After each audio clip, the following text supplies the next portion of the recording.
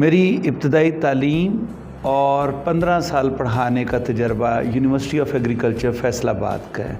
मैंने 1990 से लेके 2004 तक एग्रीकल्चर यूनिवर्सिटी फैसलाबाद में लेक्चरर और असिस्टेंट प्रोफेसर पढ़ाया और उसके बाद 2004 से 2014 तक मैं associate professor, tenured track professor, tenured professor, chairman of the department, director of institute of biochemistry and biotechnology director के तौर पे मैं फ़राइज़ अंजाम देता रहा university of veterinary and animal sciences में।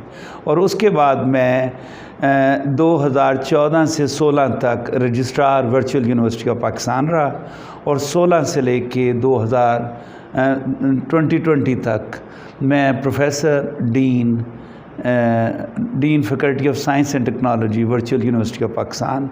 मैंने वहाँ पे लाइफ साइंसेस के प्रोग्राम्स शुरू किए जिसमें bioinformatics, biotechnology, molecular biology, zoology और जेनेटिक्स में मेरे पास तकरीबन 8 से 10 हज़ार स्टूडेंट वर्चुअल यूनिवर्सिटी में थे, जिनको मैं डिस्टेंस लर्निंग में भी पढ़ाता था और ब्लेंडेड में प्रैक्टिकल्स जो हैं कराची से लेके पेशावर तक 7 फिज़िकल लैब्स, एक मोबाइल लैब जो पाकिस्तान की यूनिक लैब थी, एक स्मार्ट लैब जो हम तकरीबन 23 से 24 शहरों में वो लैब्स पहुंचाते थे और वहाँ प्रैक्टिकल करवाते थे और बच्चों को जो 10,000 तकरीबन बच्चों थे उनके प्रैक्टिकल्स हैंड्स ऑन ट्रेनिंग का भी बंदोबस्त इन साइंस सब्जेक्ट्स में करते थे। आज तक दुनिया में और पाकिस्तान में साइंस सब्जेक्ट्स को डिस्टेंस लर्निंग में नहीं पढ़ाया जा सका, लेकिन हमने पाकिस्तान में वो करके दिखाया। और अब मैं आपके पास यहाँ यूनिवर्सिटी ऑफ एग्रीकल्चर डेरा में एज ए वाइस चांसलर हाजिर हूँ। सबसे पहले तो यूनिवर्सिटीज़ हब होती हैं आला तालीम देने की और मुस्तकबिल की रिसर्च करने की। ये ना सिर्फ जवानों में शऊर देती है बल्कि जदीद अलूम से मुस्तफ़ीद करती हैं यूनिवर्सिटियाँ, और जिस इल्म की और तजर्बे की और तहकीक की आज से 10, 20 और 50 साल बाद मुल्क को ज़रूरत होती है, वो वाली तहकीक यूनिवर्सिटियों में की जाती। डेरा बहुत ही, मैं पहले इतना नहीं आया था लेकिन मैंने आके देखा कि ज़मीन इंतहाई ज़रख़ेज़, फ़सलें बहुत शानदार, बड़ी यूनिक किस्म की फ़सलें, और ये डिमांड कर रही हैं। देखें, मुल्तान में एक यूनिवर्सिटी है, वहाँ का आबो हवा और ज़मीन फ़र्क है, एग्रीकल्चर की फ़र्क है, एरिड एग्रीकल्चर की ज़मीन और जगह फ़र्क है, पानी फ़र्क है। डेरे में जो फसलें हैं, फ़ॉर एग्ज़ाम्पल आप आजकल देख रहे हैं वो स्वीट चुकंदर आपकी ख़ास फसल है, पाकिस्तान में बहुत कम जगहों पे जो है ये मौजूद है, इसमें बहुत ज़्यादा तहकीक की ज़रूरत है। आज अगर आप देखें तो हमारे पंजाब और दूसरे पंजाब में एग्रीकल्चर की क्रॉप्स में बहुत ज़्यादा डिफरेंस है, और अगर आप दूसरे पंजाब से लेके आप जदीद दुनिया में जाएं, यूरोप और अमेरिका में, वहाँ पे फसलों की पैदावार जो है वो उससे भी बहुत ज़्यादा ली जा रही है। ज़रूरत इस अमर की है कि जो हमारी फसलें हैं हम उन पर तहकीक करें, उनसे ज़्यादा से ज़्यादा पैदावार लें। आपका शुगर केन, आपका स्वीट चुकंदर, आपकी ये वीट, आपकी डिफरेंट ये जो खजूरें, आपकी दुनिया सारी में खजूरें जा रही हैं, लेकिन हम अपने वो रवायती तरीक़ों से ये कर रहे हैं। तो मैं समझता हूँ गवर्नमेंट ने 2012 से शुरू किया और 2018 में यूनिवर्सिटी बनाई, तो वाकई गवर्नमेंट के ये स्टेप बिल्कुल ठीक था कि यहाँ पे एक फुल फ्लेज एग्रीकल्चर यूनिवर्सिटी बने जो क्रॉप्स पे, फॉरेस्ट्री पे और एनिमल साइंसेस पे और इन पे एक्सक्लूसिवली जनरल यूनिवर्सिटी ना हो, बल्कि वो स्पेसिफिक एग्रीकल्चर से ताल्लुक़ रखती हो, यहाँ की क्रॉप, यहाँ की ज़मीन, यहाँ के आबो हवा के मुताबिक। हमने अभी एक प्लानिंग कमीशन में university of agriculture Dera Ismail Khan की तरफ से एक प्रोजेक्ट जमा करवाया है जो इस वक्त बिल्कुल वो अप्रूवल की स्टेज पे है। वो है कि आप कंप्यूटर की डिजिटल एग्रीकल्चर, उसका टॉपिक है कि हम IoTs, आप जानते होंगे कि इंफॉर्मेशन सिस्टम का जो डिफरेंट टूल्स को ऑटोमेटिक चलाती हैं, आर्टिफिशियल इंटेलिजेंस से सिमुलेशन मॉडलिंग के ज़रिए, और हमने वो प्रोजेक्ट जो है वो एरिड एग्रीकल्चर और स्पार्को के साथ मिल के जमा करवाया है और वो अप्रूवल की स्टेज पे है, ताकि हम स्पार्को हमें सैटेलाइट इमेजेस देगा कि डेरे की ज़मीन कैसी है, कौन कौन से किताब पे इसको कैसा पानी चाहिए, कैसा इसको फर्टिलाइज़र चाहिए, कैसे इसको पेस्टिसाइड चाहिए, कौन सी फसल इसके लिए बेहतर है, कितना सीड देना है, कौन सा सीड देना है, ये सारी इन्फॉर्मेशन हमें सैटेलाइट इमेजेस से मिलेगी।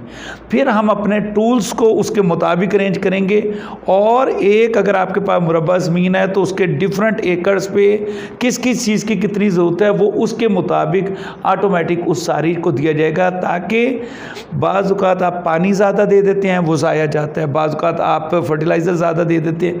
तो आज एग्रीकल्चर आज से 100 साल पहले की एग्रीकल्चर से जदीद अलूम की वजह से इंटायरली डिफरेंट हो गई है। इतनी ज़्यादा तहकीक हो गई है और ख़ुसूसन कंप्यूटर के आने की वजह से उसमें जो जिद्दत आई है, ये एग्रीकल्चर यूनिवर्सिटी जो है इन तमाम अलूम, इन सारी तहकीक पे जो है मज़ीद डिटेल से इलाके की ज़रूरियात के लिहाज से काम करेगी, बच्चों को पढ़ाएगी और ना सिर्फ डेरा बल्कि डेरे के सराउंडिंग इलाके जो हैं, जो इससे मिलती जुलती आबो हवा के साथ हैं, उसमें जो भी फसलों की ज़रूरत है और जो उसके मुताबिक किस तरह से एग्रीकल्चर होनी चाहिए उस पर तहकीक करके यहाँ की फ्यूचर की नीड करेगी। और इतने ही देखें, ज़मीन अब नहीं वो वक्त रहा कि आप दूसरे मुल्कों पे हमले करें और अपनी ज़मीनें बढ़ा लें।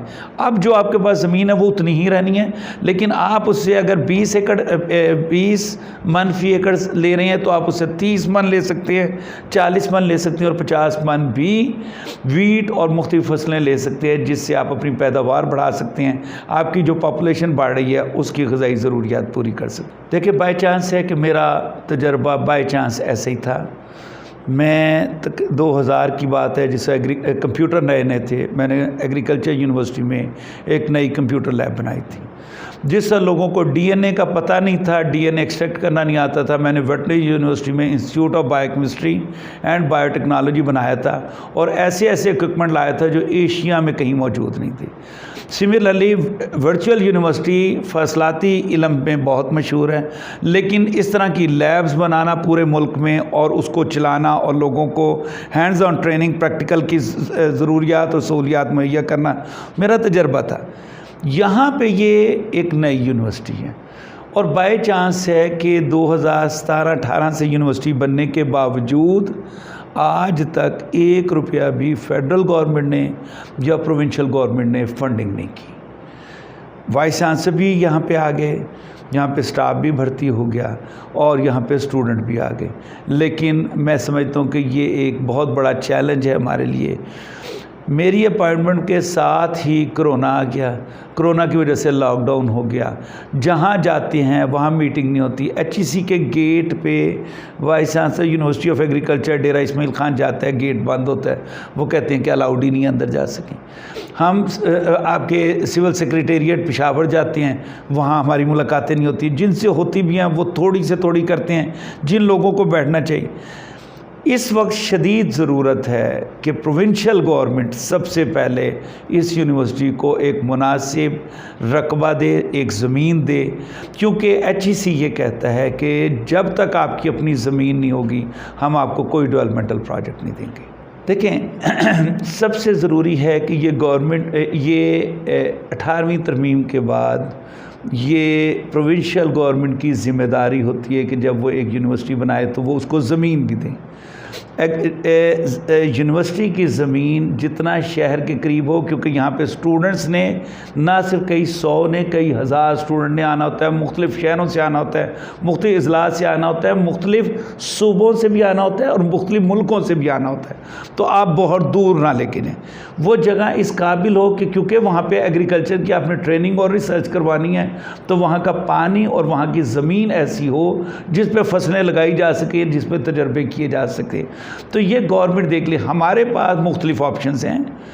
एग्रीकल्चर डिपार्टमेंट के बहुत सारे इंस्टीट्यूट DI खान और उसके सराउंडिंग में काम करें, हमें कोई सा इंस्टीट्यूट दे दें और उसकी लैंड दे दें, हम वहाँ पे यूनिवर्सिटी बना देते हैं।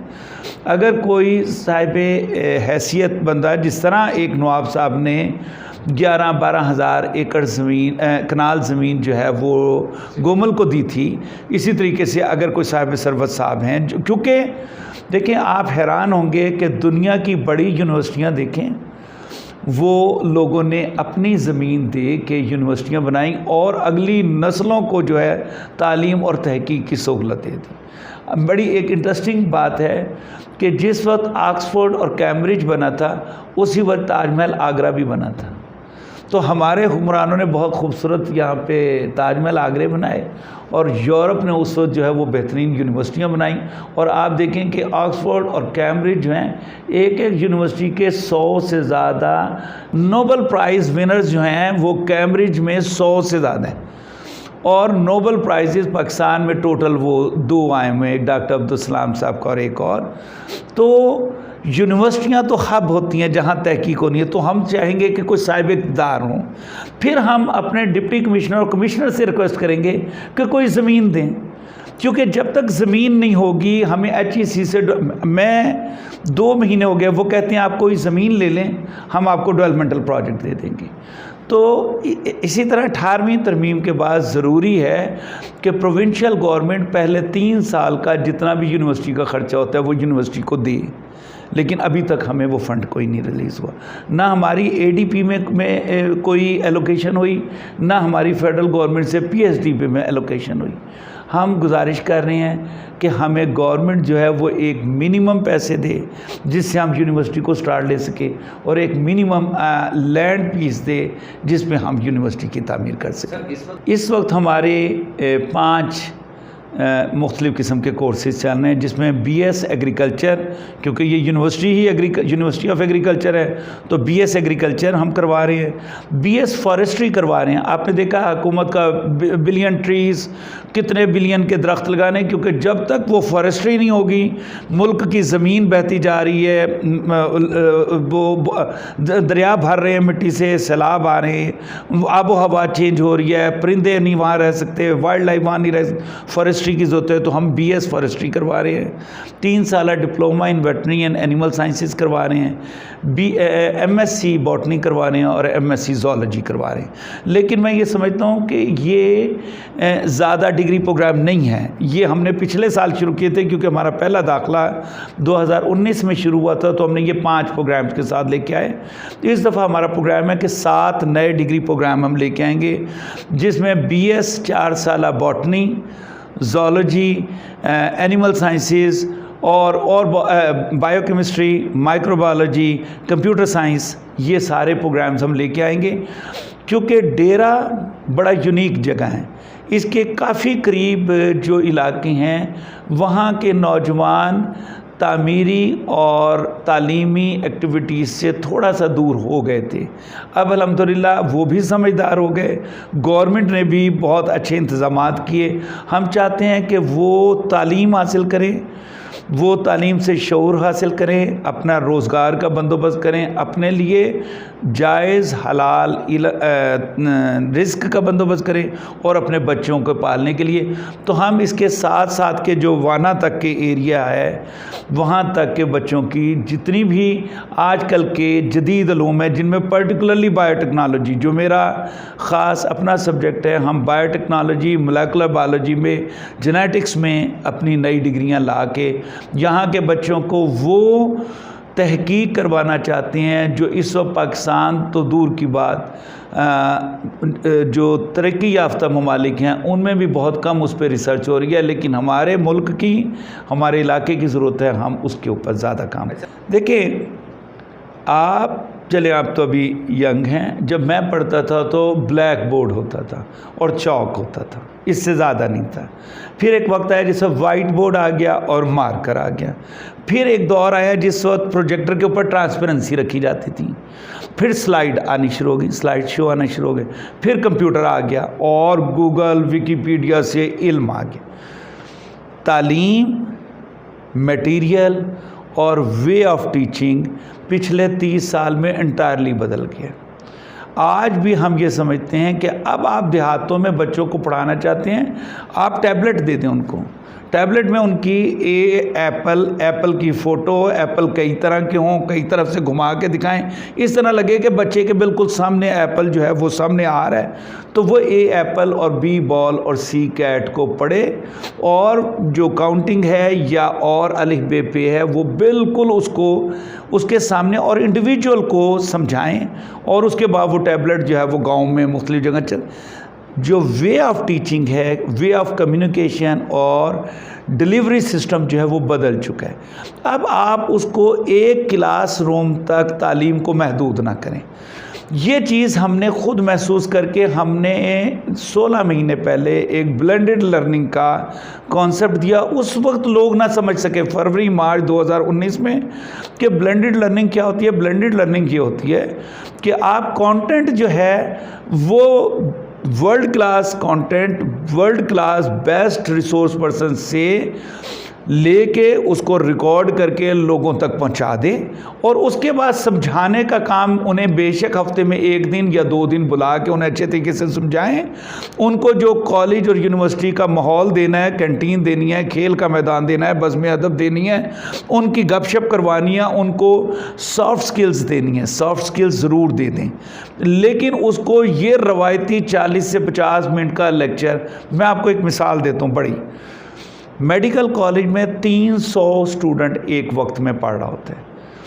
एक प्रोफेसर साहब जो लेक्चर देते हैं, कई पिछले बेंच में लोग बैठे जो कुछ शरारत कर रहा होता है, एक की शरारत की वजह से वहाँ हो सकता है 30 से 40 बच्चा वो नहीं सुन सकता। प्रोफेसर साहब इंतहाई एक्सपीरियंस्ड होते हैं। अनफॉर्चुनेटली कुछ लोग किसी बीमारी या किसी मसले से नहीं लेक्चर ले सकते, कुछ लोग शैतानी की वजह से, या कुछ लोग नॉन सीरियस बनने के। अगर उसी एक्सपीरियंस्ड बंदे के उसी लेक्चर को आप स्टूडियो में रिकॉर्ड करके उन स्टूडेंट्स को दे दें, तो वो एक दफ़ा नहीं 10 दफ़ा सुनेंगे, और उसके जो जो उसमें लेक्चर में काम की बातें हैं उसको वो अच्छी तरीके से समझेंगे, तो वो मटेरियल सेव हो जाएगा। और कई दफ़ा कई सब्जेक्ट्स हैं, एनाटमी, फिजियोलॉजी और फार्माकोलॉजी, जो बहुत ज़्यादा चेंज नहीं होते। तो ऐसी चीज़ें, इसी तरह आप पाकिस्तान स्टडीज़ में कायदे आज़म के 14 नुकात, नेहरू रिपोर्ट, क्रिप्स मिशन, ये चेंज होने वाली चीज़ें नहीं। इस्लामियात में फ़तेह मक्का और जंग बदर कभी चेंज नहीं होनी। तो आप इसमें बेहतरीन टीचरों से रिकॉर्ड करें और उसको ब्लेंड करें अच्छे टीचर्स से, और उनको सॉफ्ट स्किल्स दें। तो वे ऑफ टीचिंग बदल रहा है। हमें दुनिया के साथ चलते हुए इस वक्त MIT, ऑक्सफोर्ड और कैम्ब्रिज और तमाम लोग जो हैं वो डिस्टेंस लर्निंग पे गए हुए हैं और ब्लेंडेड पे गए हुए हैं। तो हमें जो कोरोना ने हमें आज साबित कर दिया, अगर आप ऑनेस्टली देखें तो 200 से ज़्यादा यूनिवर्सिटियाँ हैं पाकिस्तान में। 200 यूनिवर्सिटी में पूरा तालीमी निज़ाम रुका हुआ है। हम कह रहे हैं कि हम डिस्टेंस लर्निंग में कर रहे हैं, लेकिन यूनिवर्सिटियां तैयार ही नहीं थी कि वो डिस्टेंस लर्निंग में पढ़ा सकें। उनके पास LMS नहीं थे, उनके टीचर ट्रेंड नहीं थे इस काम के लिए। कॉलेजेस में आपने देखा कि लोगों FSC के इम्तिहान नहीं हो सके, FSC में प्रमोट करना शुरू कर दिया। 9वीं 10वीं के इम्तिहान पूरे मुल्क में नहीं हो सके।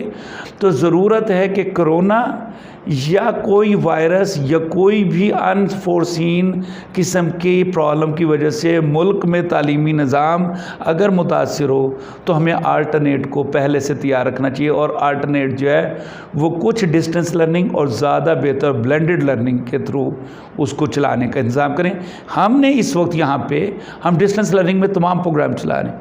हम, क्योंकि मैं 6 साल वर्चुअल यूनिवर्सिटी में रहा था, हमने वर्चुअल यूनिवर्सिटी का best tested model of LMS, जो बेहतरीन LMS है, वो जो बेहतरीन प्रोफेसरों के रिकॉर्ड शुदा लेक्चर्स थे वो लिए, स्टूडेंट्स को दिए। हमारे टीचर रोज़ाना यहाँ से बैठ के एक एक इंडिविजुअल स्टूडेंट के साथ कम्युनिकेट करते हैं, उनके प्रॉब्लम को सॉल्व करते हैं, उनको जो समझ नहीं आ रही होती उन्हें रोज़ समझाया जाता है। और इस वक्त ये तरीका बिल्कुल बेहतरीन तरीके से हमारे स्टूडेंट्स तक पहुँच रहा है। और हम तालीमी ज़रूरियात उनकी, जब भी यूनिवर्सिटीज़ गवर्नमेंट बनाती है तो आम तौर पे ये देखा जाता है कि उससे रिलेटेड जो सब्जेक्ट्स हैं वो उस यूनिवर्सिटी में दे दिए जाएं, ताकि वो एक्सक्लूसिव है। देखें, मेरी एग्रीकल्चर यूनिवर्सिटी है, मैं कभी भी नहीं चाहूँगा कि मेडिकल के सब्जेक्ट्स भी मुझे मिल जाएं, इंजीनियरिंग के सब्जेक्ट भी मुझे मिल जाएं, फार्मेसी भी मुझे मिल जाए। लेकिन अगर एग्रीकल्चर सारी पूल यहाँ पे होगी तो ये गवर्नमेंट के लिहाज से ज़्यादा बेहतर होगा, ताकि यहाँ पे स्पेसिफिक एग्रीकल्चर की तालीम और तहकीक ज़्यादा अच्छे तरीके से हो सकेगी। लेकिन मैं इस पे ज़्यादा नहीं कहूँगा। ये गवर्नमेंट के जिसमें agriculture department, higher education department, हमारे चीफ मिनिस्टर साहब, गवर्नर साहब, ये ज़्यादा बेहतर डिसीजन करेंगे कि आया एग्रीकल्चर वहाँ रहनी चाहिए या नहीं रहनी चाहिए। मेरा ज़ाती ख्याल है कि अगर एग्रीकल्चर यूनिवर्सिटी में मौजूद हो तो वो ज़्यादा बेहतर तरीके से चल सकती है एज़ कम्पेयर टू वहाँ पे अलग रहने में। लेकिन ये गवर्नमेंट का डिसीजन होगा जैसे वो फ़ैसला करेंगे। देखें, मैं स्टूडेंट्स को ये मैसेज दूंगा कि मेहनत के अलावा कोई हल नहीं है आगे ज़िंदगी में बाइज़्ज़त रहने का। हो सकता है आप पैसा तो कल कमा लें कहीं से भी, लेकिन जो शऊर मिलता है, जो आपको इज़्ज़त मिलती है, वो इल्म से मिलती है। तो इल्म, और इसीलिए नबियों ने इकरा से शुरू किया और चीन तक जाने की बातें की। तो इल्म है जो हमें आगे लेके जाएगा। और अगर हम इस वक्त बहैसियत मुसलमान या पाकिस्तान कुछ थोड़ा सा पीछे है तो बेसिकली इल्म की वजह से पीछे है, तहकीक की वजह से पीछे। और मैं डेरे के अवाम को कहूँगा कि डेरा लकी है कि जो उसे कुदरत ने ज़मीन दी है और गवर्नमेंट ने ये मुनासिब समझ के एग्रीकल्चर यूनिवर्सिटी बनाई है। आप दो काम करें यहाँ के अवाम। नंबर 1, इस यूनिवर्सिटी को ओन करें, ये आपकी यूनिवर्सिटी है, आपने इसे आगे चलाना है। तो सारी दुनिया में लोग डोनेशंस दे देते हैं क्योंकि इल्म जो है वो नस्ल दर नस्ल जाना है। एक तो इसको ओन करें, इसको अगर डोनेशन दे सकते हैं, इसमें अपने बच्चे भेजें, और कुछ भी नहीं कर सकते तो आप यहाँ के टीचर्स को और यहाँ की इंतज़ामिया को कम अज़ कम हौसला अफजाई ज़रूर रखें ताकि ये लोग आपके बच्चों को पढ़ाने में ज़्यादा मेहनत, ज़ौक़ शौक़, तनदही के साथ ये काम कर सकें। ताकि, और ये मैं बिल्कुल यकीन से कह रहा हूँ कि आज से 10 साल बाद ये यूनिवर्सिटी एक बेहतरीन यूनिवर्सिटियों में होगी और यहाँ के फ़ारिग व तहसील जो है वो एक फ़ख्र से अपनी यूनिवर्सिटी का नाम बता सकेंगे। यहाँ अपने बच्चे भेजें, यहाँ से तालीम हासिल करें और हमें बल्कि रहनुमाई करें, हमें गाइड करें कि हम किस तरीके से आपके बच्चों को ज़्यादा बेहतर से बेहतर तालीम और तरबियत दे सकें। क्योंकि सिर्फ इल्म ही काफ़ी नहीं, जब तक आप एक अच्छे शहरी नहीं बनेंगे उस वक्त तक आप मुल्क की, कौम की खिदमत नहीं अच्छे तरीके से कर सकते।